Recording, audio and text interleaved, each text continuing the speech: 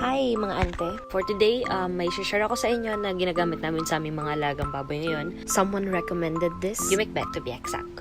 So, it's kulay black. Inilalagay namin siya sa tubig and sa pakain minsan. Isang kutsara, isang timba. Guys, hindi si Kuya yung iinom Dahil nga nitong mga nakaraang araw, malamig ang klima. So, hindi siya talaga maganda sa mga alaga nating baboy. Dahil may tendency talaga na magkaubo sila. Para maiwasan or para ma-prevent namin yung pagiging matamlayin or pagkakaroon ng ubo, we use this one. Ginagamit namin siya once a day. So, kung mapapansin nyo, ganito namin siya nilalahok sa pagkain through water. Then, mix namin sa pakain. Then, boom. So, I recommended this because nag-work siya sa amin. If you wanna try it. Wala namang masama. Actually, may mas worst pa dito na nangyari. Na-try na namin lahat ng pwede naming i-try na gamot. Nagtanong na kami ng kanino man. Pero, etong Yumic Bet, yung nag-iisang nag-work.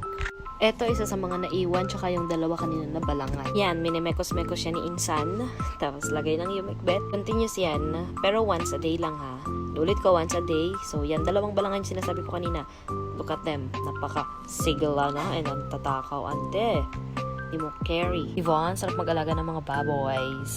Nga pala, syempre may mga tinuturok din kaming vitamins and kung ano pa man. So, yan ang mga pig-ip. Ang result naman, available nga pala yan sa TikTok shop ko. It's your graduation day. Bye!